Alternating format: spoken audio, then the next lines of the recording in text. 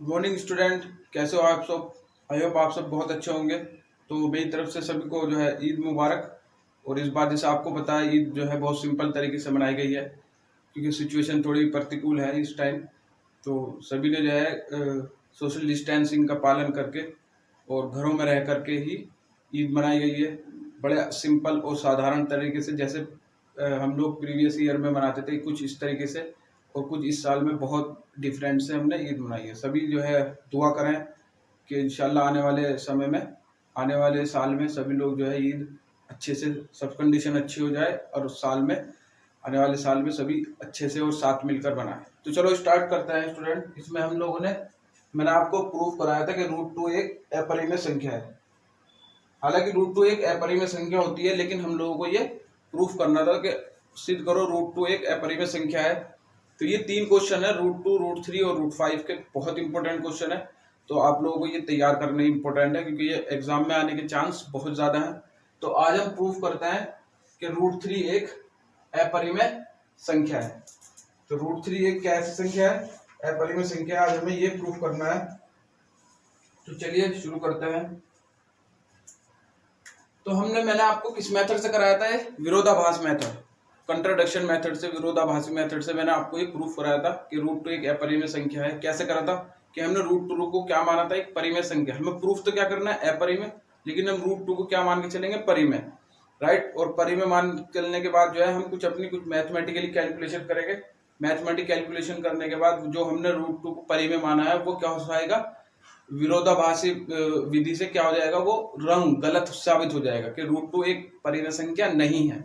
जब √2 परिमेय संख्या नहीं होगी तो फिर क्या होगी, अपरिमेय होगी। तो कुछ इस तरह मेथड से हम स्टार्ट करते हैं। माना √3 एक परिमेय संख्या है। ठीक है, हमने मान लिया √3 एक परिमेय संख्या है। तब दो पूर्णांक ए व ए और बी को इस प्रकार लिखा जा सकता है,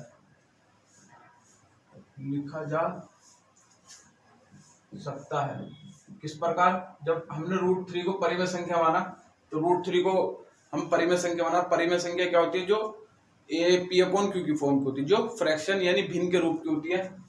तो √2 को हम क्या मान लेंगे, √3 = A/B की फॉर्म की हो गई, A/B, जहां जो है b क्या नहीं होना चाहिए, 0 के बराबर नहीं होना चाहिए। ठीक है, A/B। तो यहां लिख लेंगे, यहां A और B क्या है, A और B सहअभाज्य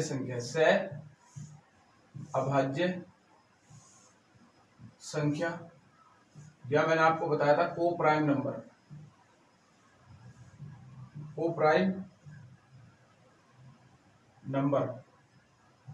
है, सहअभाज्य संख्या है, यानी को प्राइम नंबर है। अर्थात सहअभाज्य संख्या क्या बताई थी मैंने, जिसमें उभयनिष्ठ गुणनखंड में से कौन कॉमन होता है, कौन उभयनिष्ठ होता है, ओनली एक। अर्थात ए और बी में उभयनिष्ठ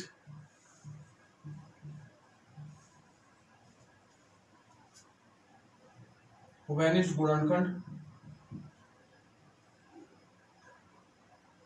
अर्थात ए और बी में उभयनिष्ठ गुणनखंड कोई नहीं होगा 1 के 1 के अलावा।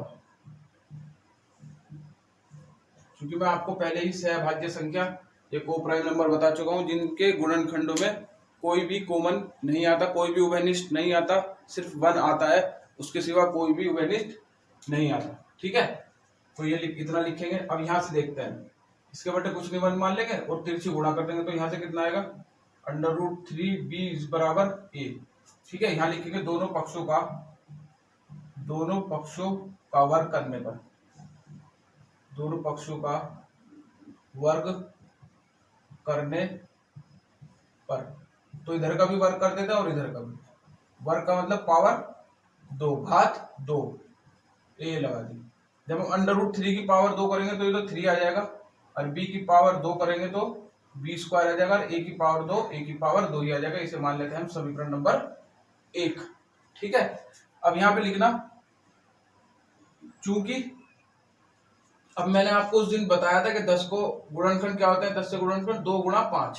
ठीक है, तो जिस संख्या के जो भी गुणनखंड होते हैं वे गुणनखंड उसको क्या करते हैं, पूरा विभाजित करते हैं। देखो 2 भी 10 को 2 विभाजित कर देगा, 2 पंजे 10, और ये जो दूसरा गुणनखंड है ये भी इसको पूरी तरह विभाजित कर देगा, 5 दूनी 10।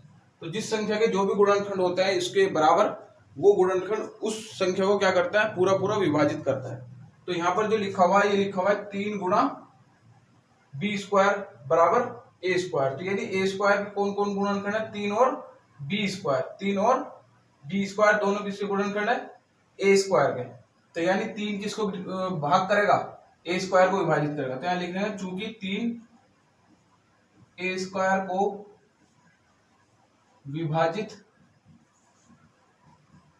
विभाजित करता है, तो इसलिए 3 a को भी विभाजित करेगा,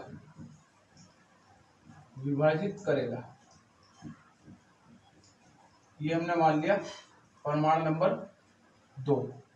अब ये कैसा हो गया कि 3 ने a² को विभाजित करा तो 3 a को भी विभाजित करेगा। इसके लिए मैंने आपको एक प्रमेय बताई थी कि यदि p कोई प्राइम नंबर है, अभाज्य संख्या है, और a क्या है, कोई धनात्मक पूर्णांक, यदि p जो है उस धनात्मक संख्या के स्क्वायर को भाग करता है तो p जो है 100% a को भी क्या करता है, भाग करता है। ये मैंने आपको प्रमेय प्रीवियस वीडियो में बताई थी। किसी ने अगर प्रीवियस वीडियो ना देखी हो तो वहां पर देख करके इसे समझ सकता है। तो यहां से लिखा है मैंने ये दोनों निष्कर्ष।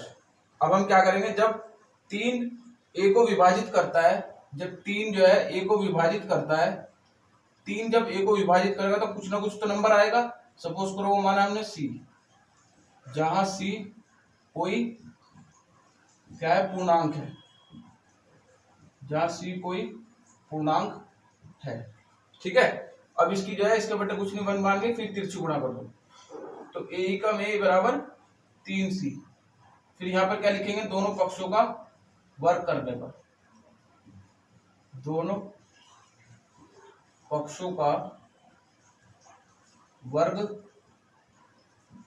करने पर। तो यहाँ कितना आ जाएगा, a का वर्ग आ जाएगा a², और इसका वर्ग कितना आ जाएगा 9c²। 3 का स्क्वायर तो आ जाएगा 9, और c का स्क्वायर आ जाएगा c²। ये आ गई समीकरण नंबर 3। ठीक है, अब इधर देखते हैं। अब क्या करेंगे, हम इस a² का मान समीकरण 1 में रख देंगे। a² की जगह क्या रख देंगे हम, 9c²। क्या लिखना, a² का मान समीकरण 1 में रखने पर, समीकरण 1 में रखेंगे a² का मान, तो कितना आएगा, तो यहां तो कितना है 3b² बराबर, ये कितना आएगा 9c²। क्योंकि a² की जगह हम कितना रखेंगे, a² किसके बराबर 9c² के, तो a² की जगह 9c²। ये 3 से कितनी बार विभाजित करेगा, 3 बार, तो b² बराबर कितना आ जाएगा 3 गुणा c²। सही। तो इसका मतलब देखो यहाँ पे फिर वही आगे बात जैसे जो यहाँ पर आई थी कि p² के कौन कौन गुणनखंड है, 3 और c²। तो इसका मतलब b² को कौन विभाजित करेगा, 3। तो यहाँ पे लिखना, चूंकि 3 b² को विभाजित करता है, तो इसलिए 3 जो है b को भी विभाजित करेगा। ये आ गया हमारा प्रमाण नंबर 4। यहाँ पे वही हमने प्रमेय लगाई कि P 3B स्क्वायर को विभाजित करता है तो 3B को भी विभाजित करेगा। ये प्रमेय मैंने आपको पहले बता चुका हूं। तो परमाणु नंबर 3 2 और परमाणु नंबर 4, तो यहां लिखना परमाणु 2 व 4 से, परमाणु 2 व 4 व स्पष्ट है कि 3 पूर्णांक A और B का उभयनिष्ठ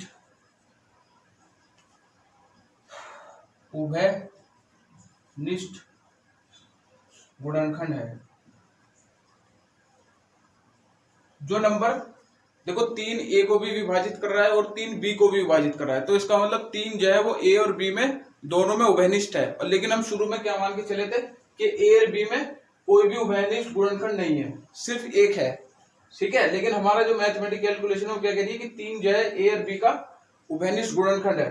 तो इस बात का क्या होगा, विरोधाभास हो गया कि हम तो मान के चले थे शुरू में A और B में उभयनिष्ठ गुणनखंड है, लेकिन हमारी मैथमेटिकली कैलकुलेशन ये कह रही है कि A और B में 3 उभयनिष्ठ गुणनखंड है, क्योंकि 3 A को भी विभाजित करता है और 3 B को भी विभाजित करता है। जो संख्या दोनों संख्या को विभाजित करती है वो दोनों में उभयनिष्ठ यानी कॉमन होती है। तो इस बात से क्या होगा, दोनों बातों का विरोधाभास हो गया। तो इसलिए हम जो मान के चले थे √3 एक परिमेय संख्या है, ये हमारी कैसी आ गई, ये हमारी जो हमने गलत, ये जो हमने धारणा मानी थी कि √3 परिमेय संख्या, ये क्या हो गई, गलत हो गई विरोधाभास मेथड से, ठीक है। तो फिर सही क्या है कि √3 क्या है, एक अपरिमेय संख्या है। तो ये बात हमें लिखनी है। परंतु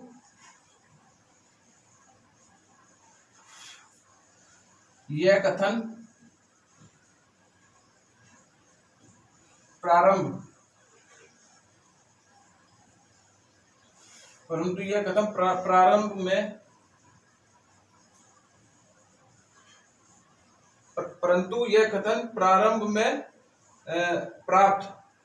में प्राप्त तथ्य का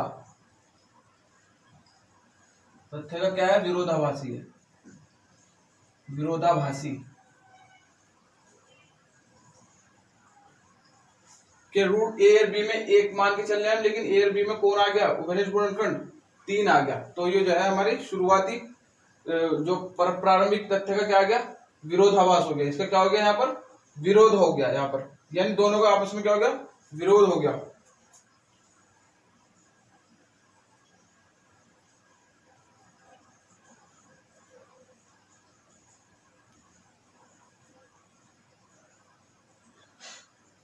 तो यहां पे लिखेंगे अतः निष्कर्ष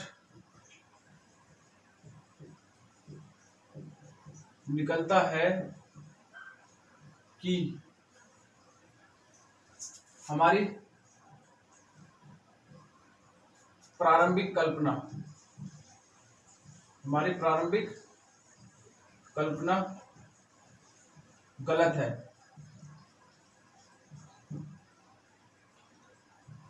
अतः √3 एक अपरिमेय संख्या है। इतना हम लोगों को लिखना होता है, किसी भी क्वेश्चन के अंदर इतना हमें लिखना होता है। √2 हो गया और √3 का भी मैंने आपको करा दिया। अब क्वेश्चन आता है, सिद्ध करो √5 एक अपरिमेय संख्या है, ठीक है। तो बिल्कुल सेम मेथड और सेम लैंग्वेज के साथ हम इसे सेम कॉन्सेप्ट के साथ करेंगे। तो माना √5 को शुरू में क्या मान लेता है, एक परिमेय संख्या है, तब दो पूर्णांक A और B को इस प्रकार लिखा जा सकता है कि √3 की जगह क्या ले लेंगे, √5, ठीक है। और A B कौन है, दोनों सहभाज्य संख्या यानी कोप्राइम नंबर है, अर्थात A और B में कोई भी उभयनिष्ठ गुणनखंड नहीं है, सिर्फ एक के अलावा, एक ही दोनों में उभयनिष्ठ गुणनखंड है, ठीक है। इतना लिखेंगे। यहाँ आएगा √5 बराबर B आएगा दोनों पक्षों का वर्ग करने पर। तो जब यहाँ √5 का वर्ग करेंगे तो यहाँ आ जाएगा 5B स्क्वायर बराबर A स्क्वायर, ये समीकरण नंबर 1 आ जाएगी। तो यहाँ पर 5 वही वाली बात आ गई, 5 A स्क्वायर को विभाजित करता है, तो 5 किसको भी विभाजित करेगा, A को भी विभाजित करेगा। ठीक है। तो जब 5 a को विभाजित करेगा तो कुछ ना कुछ नंबर आएगा, सपोज करो वो c मान लिया हमने, c कोई पूर्णांक है। तो यहां से आ जाएगा, जब तिरछी गुणा करेंगे a बराबर 5c, फिर दोनों पक्षों का वर्ग करेंगे तो a बराबर यहाँ कितना आ जाएगा, 5 का स्क्वायर आता है 25 c स्क्वायर। अब इस a स्क्वायर का मान कहाँ रखते थे हम, इस वाले समीकरण में। तो यहाँ कितना है 5b स्क्वायर बराबर यहाँ कितना है, a स्क्वायर का मान कितना है इस बार यहाँ 25c स्क्वायर, तो ये आ जाएगा 25c स्क्वायर। तो 5 से कितनी बार कैंसिल करेगा, 5 बार, तो यहाँ कितना आ जाएगा 5c स्क्वायर। तो यहाँ पे लिखना 5 b स्क्वायर को विभाजित करता है तो 5 b को भी विभाजित करेगा, पर में करवाई थी। तो प्रमाण 2 और 4, ये वाला प्रमाण और ये वाला प्रमाण क्या बात बता रहा है कि 5 पूर्णांक a और b का उभयनिष्ठ गुणनखंड है, परंतु यह कथन प्रारंभ में प्राप्त तथ्य का विरोधाभासी है। प्रारंभ में हमने क्या तथ्य माना था कि a और b में क्या कॉमन है, सिर्फ एक कॉमन है, लेकिन यहाँ क्या आ रहा है a और b में 5 भी क्या है कॉमन है। क्यों, क्योंकि जो है a जो है a को भी विभाजित करता है और 5 b को भी विभाजित करता है। इन दोनों तथ्य से 2 और 4 से कि 5 b को भी विभाजित करता है और 5 a को भी विभाजित करता है, तो इसका मतलब 5 जो है a और b का उभयनिष्ठ गुणनखंड है। तो प्रमाण 2 और 4 से स्पष्ट है कि 5 पूर्णांक a और b का उभयनिष्ठ गुणनखंड है। प्रारंभिक यह कथन, परंतु यह कथन प्रारंभ में प्राप्त तथ्य का विरोधाभासी है। ठीक है, तो अतः निष्कर्ष निकलता है कि हमारी जो प्रारंभिक कल्पना थी वो गलत थी।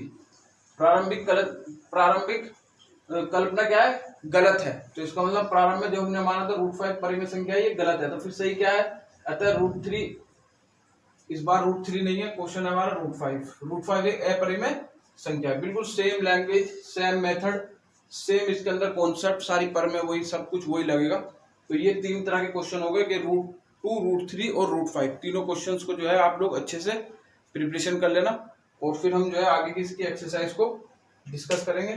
ठीक है स्टूडेंट, तो आगे का करेंगे हम नेक्स्ट वीडियो में। Thank you.